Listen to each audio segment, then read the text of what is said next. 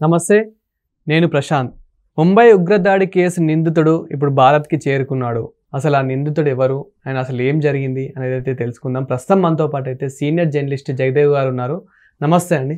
నమస్తే సార్, అసలు ఏం జరిగింది మొదటి నుంచి ఉగ్రత దాడిలో? అసలు ఎవరెవరు ఉన్నారు అండ్ ఇప్పుడు అతను అయితే భారత్కి చేరుకున్నట్లు తెలుస్తుంది. ఇంతకతను ఎవరు? యాక్చువల్గా ముంబై దాడులు 26/11 అంటారు కదా, అది సరిగ్గా 2008 26 నవంబర్ 26న దాడి ఘటన నిజంగా ప్రపంచం నివ్వెరపోయిందనే చెప్పాలి. అసలు ఏంటి సౌండ్స్ లాంగ్స్, అసలు పొద్దున్న ఉదయం సరికల్లా బ్రేకింగ్ న్యూస్ ఉంది, అది ఇంకా కొనసాగుతూనే ఉంది. ఆల్మోస్ట్ ఆల్ 1.5 డే కంటిన్యూస్గా అవ్వడం, జనాలు పిట్టలు రాలినట్టు రాలిపోతున్నారు. ఒక్కటే కాదు, అటు ఛత్రపతి శివాజీ టెర్మినల్ దగ్గర, ఇటువైపు హోటల్ తాజ్ దగ్గర, మీరు దాని మీద చాలా సినిమాలు వచ్చాయి. ఇప్పుడు దానికి సామాన్య ప్రజలతో పాటు నేషనల్ సెక్యూరిటీ కమాండ్స్ ఉంటారు కదా, వాళ్ళు, నేషనల్ సెక్యూరిటీ ఏజెన్సీ NSA కమాండ్లు వాళ్ళు, తర్వాత పోలీసు వాళ్ళు, చాలామంది కూడా చాలా రకాలుగా చనిపోయారు. దానికి సంబంధించి నేను చాలా ఇంటర్వ్యూస్ కూడా అప్పట్లో చూడడం జరిగింది. ప్రముఖ డైరెక్టర్ రామ్ గోపాల్ వర్మ కూడా అప్పటి ముఖ్యమంత్రి దేశ్ముఖ్గా ఉండేవారు, మన రితేష్ దేశ్ముఖ్ హీరో వాళ్ళ ఫాదర్. సో ఆయనతో పాటు వెళ్ళి దాని మీద ఒక 26/11 అనే సినిమా కూడా పిక్చరైజ్ చేయడం జరిగింది. రీసెంట్గా అడవిశేషు మేజర్ అనే సినిమా కూడా చేశారు. మేజర్ ఉన్నికృష్ణన్ ఎలా చనిపోయారు అన్నది ఆ దాడిలో, ఆ అటాక్లో. తర్వాత పోలీస్ ఆఫీసరు కర్కర్ అయిన ఒక ఆయన అంటే ప్రతిదీ కూడా మీడియాకి తెలిసిపోవడం, వాళ్ళు లోపల సేఫ్టీగా ఉండడం, టీవీలో చూడడం, మీడియాలో ప్రతిదీ ఇవ్వడం వల్ల, అంటే అటువంటి సందర్భాల్లో మీడియా ఏది చూపించాలి ఏం చూపించకూడదు అని కూడా లేకుండా అన్నీ చూపించడం వల్ల, ఓకే తాజ్ హోటల్ చుట్టూ NSA కమాండ్లు చుట్టుముట్టారు, ఓకే అందరూ పోలీసులు గ్రౌండ్ లెవెల్లో ఉన్నారు, ఇవన్నీ వాళ్ళు చూసి వాళ్ళు సేఫ్ జోన్లోకి వెళ్ళిపోయారు ఒక్కొక్కరుగా. సో అలాంటి సందర్భంలో ఎవరైతే ఆ 10 ఏళ్ళ బాలిక ఉందో, ఆ అమ్మాయి, తన పేరు ఏదో ఉంది, దేవిక ఏదో సంథింగ్, ఆ అమ్మాయి అప్పట్లో ఎవరైతే 10 మంది అటాక్ అయ్యారో అందులో చివరికి చిక్కింది ఈయనొక్కడే, నాకు తెలిసి కసబ్ ఒక్కడే. మిగతా వాళ్ళు కూడా ఎదురు కాల్పులు గట్రా చనిపోయారు. వాళ్ళు కూడా ఎలాగూ కరాచీ దగ్గర ఎక్కడో బయలుదేరి గుజరాత్ మీదుగా మొత్తానికి చిన్న బోట్లలోనూ ఎక్కడో మొత్తానికి ఇండియాలో ప్రవేశించడం, ఈ మారణహోమానికి శ్రీకారం చుట్టారు. అప్పుడు పెద్ద సెన్సేషన్. సో ఇట్లాంటి అందరూ స్టడీ చేసి దాని మీద సినిమాలు తీసి దానివల్ల మనకు తెలుసుకున్నది ఏంటంటే, ఓహో ఎంత దారుణంగా, ఎంత విచక్షణారహితంగా ప్రవర్తించారా ఈ దుర్మార్గులు అని. సో ఆ కసబ్ అనే వ్యక్తి వీడైనా అటాక్ చేసింది కాదా అంటే, వాడు రోజుకో స్టేట్మెంట్ ఇచ్చేవాడు కస్టడీలో ఉన్నప్పుడు కూడా, దొరికిపోయాక. ఇప్పుడు కర్కరే అనే వ్యక్తి నిజంగా రాగానే ఫస్ట్ దీనికి మీడియా అవుట్లెట్ ఏదైతే ఉందో అది మొత్తం కట్ చేయండి, ఇంటర్నెట్ కట్ చేయండి అని చెప్పాడంటే ఆయన తాజ్ హోటల్కి. కట్ చేసిన తర్వాత అప్పుడు వాళ్ళు, అరే మనకు బయట ఏం జరుగుతుందో మనకు తెలియట్లేదు అన్నట్టుకున్నారు. ఎక్కడైతే జామర్లు పెట్టి వాళ్ళు ఫోన్ కాల్స్ మాట్లాడకుండా చేసేసారంట. అది ఎంత థాట్ చూడండి, ఎంతమంది ఆవేశంగా ఉన్నారు. కానీ కర్కరే లాంటి పోలీస్ ఆఫీసర్లు అక్కడ రాగానే వెంటనే కట్ చేశారు. అలాగే వీళ్ళు లోపలికి వెళ్ళిపోయి ఫారినర్స్ని, ఇండియన్స్ని కలబడినట్టుగా మీరు మేజర్ సినిమా చూపించడం కూడా భయంకరంగా చూపిస్తారు.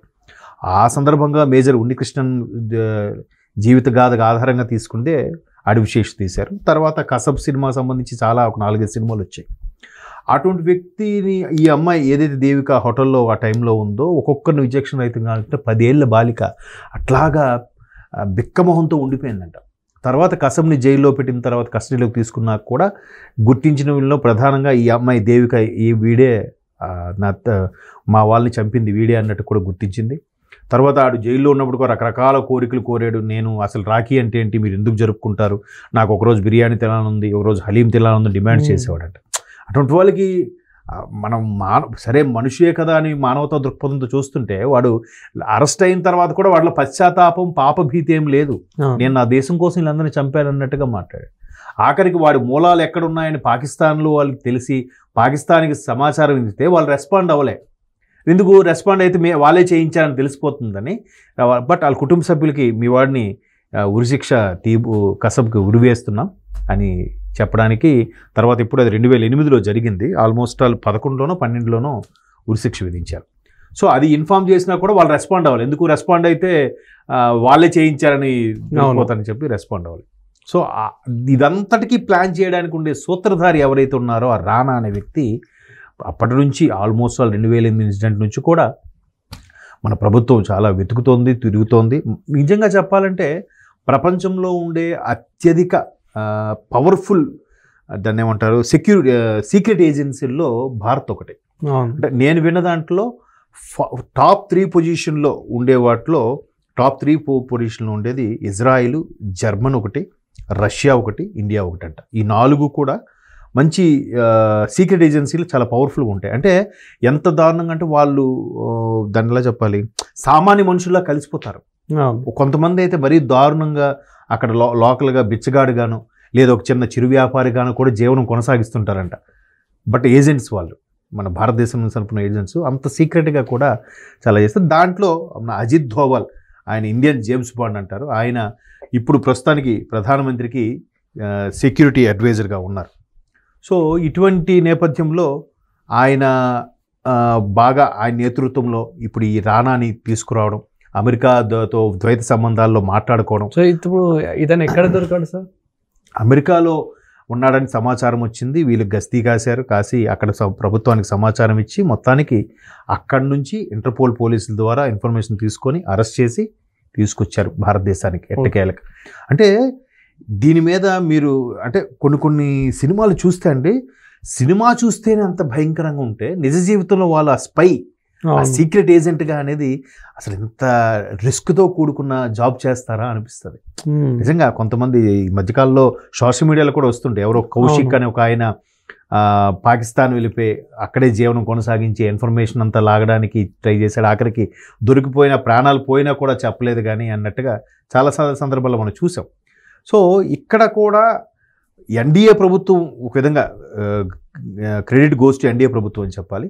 ఎన్డీఏ ప్రభుత్వంలో వచ్చిన తర్వాత మన ఎన్ఎస్జీ కమాండ్స్కి కానీ బట్ బార్డర్లో ఉండే మిలిటరీ వాళ్ళకి కానీ లేదంటే ఏదైతే ఈ సీక్రెట్ ఏజెన్సీ ఉందో దీనికి కానీ మనం ఎప్పుడు కూడా మంచి ఫుల్ పవర్స్ ఇచ్చేస్తున్నారు అనమాట. ఫుల్ పవర్స్ ఇస్తున్నారు, మంచి మంచి వెపన్స్ ఇస్తున్నారు.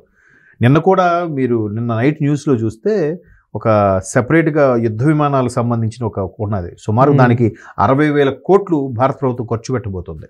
ఎందుకంటే ఒకవైపు మనకు సంరక్షించుకుంటూ మనం పరిపాలించుకుంటూనే యుద్ధం చేసే సత్తా కూడా ఉండాలి మనకి. ఎందుకంటే రాబోయే రోజుల్లో ఎక్కడ చూసినా వీడి మీద వాడి అటాక్, వాడి మీద వీడి అటాక్ అంటే మనం సిద్ధంగా లేకపోతే ఎట్లా?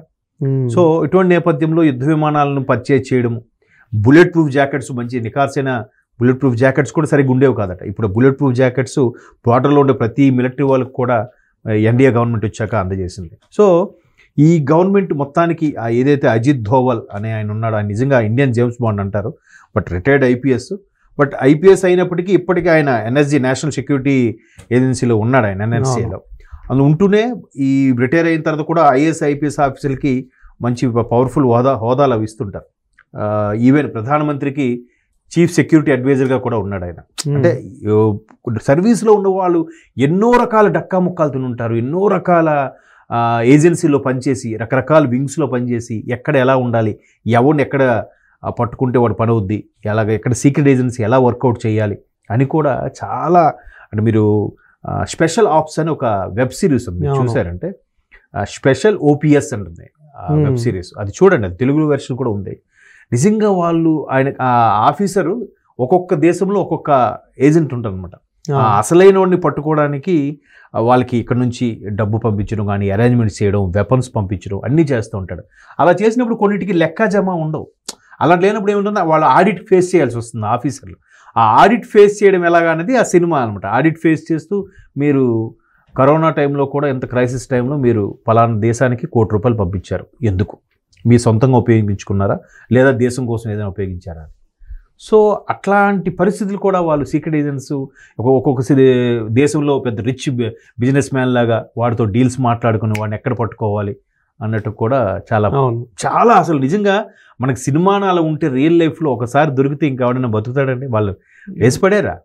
సో అట్లాగా అజిత్ ధోవల్ గారి సలహాలు సూచనల మేరకు మొత్తానికి ఆ రానాని పట్టుకోవడం, భారతదేశాన్ని తీసుకొచ్చారు అమెరికాలో నుంచి. అమెరికా ప్రభుత్వం కూడా దీనికి సహకరించడం, అక్కడ ఇంటర్పోల్ పోలీసులు కూడా హెల్ప్ చేయబట్టి ఫైనల్గా ఇతనికి ఎలాంటి శిక్ష పడవచ్చు అంటారు? ఆబ్వియస్లీ ఇప్పుడు దేవిక కానీ ఎవరైనా ఏమనుకుంటున్నారు, ఇలాంటి వాళ్ళు క్షమాభిక్ష అనేది ఉండకూడదు, రాష్ట్రపతి నుంచి క్షమాభిక్ష కూడా ఉండకూడదు. ఉరిశిక్షనే. ఇప్పుడు మొన్న నిన్న లేదు, ఒక జస్ట్ 4 days బ్యాక్ కూడా మనం దిల్షునగర్ పేలులకు సంబంధించి 2013లో జరిగింది కదా. 2013లో దిల్షునగర్ పేలులకు సంబంధించి కూడా అందరికీ ఉరిశిక్ష వేశారు. వీళ్ళు మళ్ళీ సెకండ్ ఒపీనియన్ కింద హైకోర్టుకి వెళ్ళారు. హైకోర్టు ఏముంది, సమర్థించింది ఉరిశిక్షే వీళ్ళకి సరైన నిర్ణయం అని. ఆబ్వియస్లీ ఎవరైనా అదే అంటారు.